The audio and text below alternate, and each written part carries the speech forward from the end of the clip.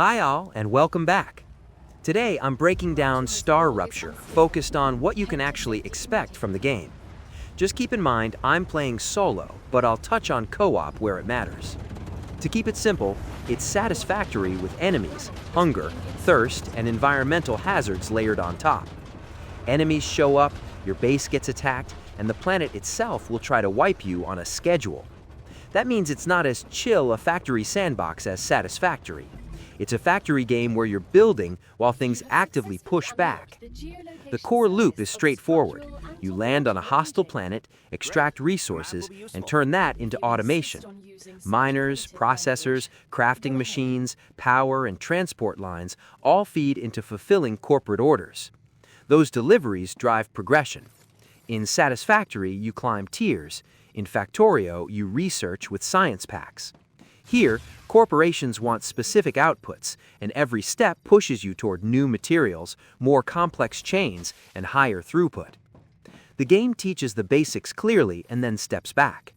You're expected to figure out efficient layouts yourself, and space planning matters because rebuilding later costs time.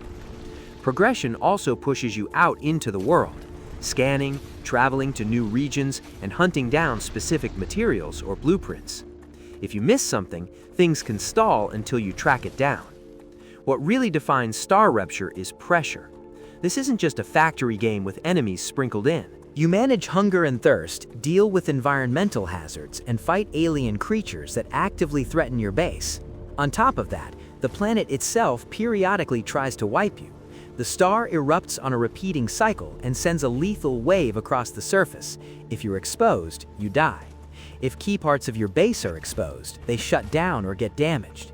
You survive by planning around shelters and safe modules, then repairing and restarting production afterward.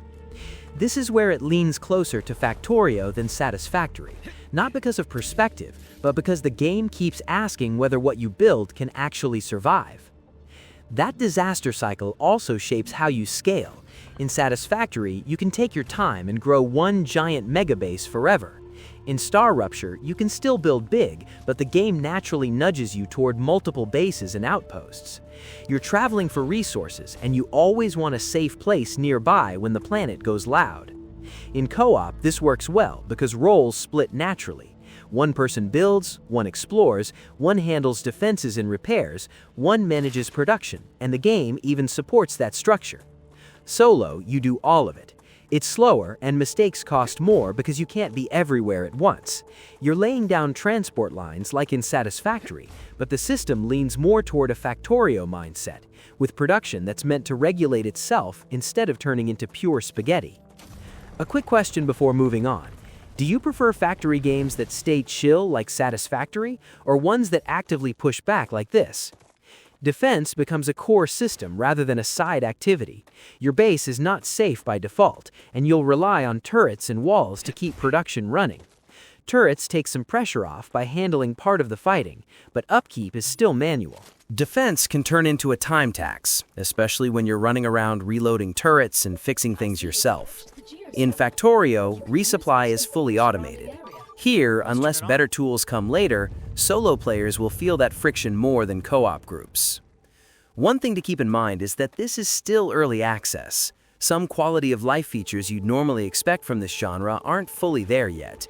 Inventory management is more manual than I'd like, building placement can be finicky, and you end up doing a lot more small management than in something like Satisfactory. None of that has been game-breaking for me so far, but it does add friction, especially when you're playing solo. Progression is steady, but it expects you to scale.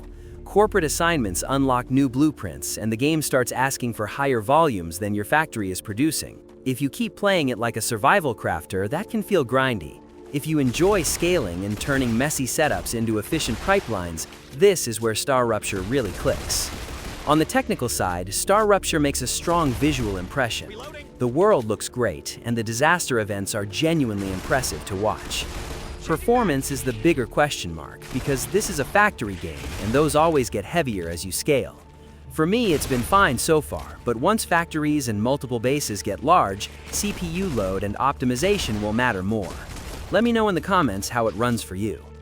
So, in one sentence, Star Rupture is a first-person factory builder that keeps the satisfactory fantasy of building in 3D, but adds Factorio-style pressure through base attacks and a repeating world-scale disaster cycle, wrapped in survival systems and exploration. If you want a factory game that feels more urgent, where your production choices are tied directly to survival, it makes a strong case. If what you love about Satisfactory is calm, uninterrupted building, this is very much the opposite vibe.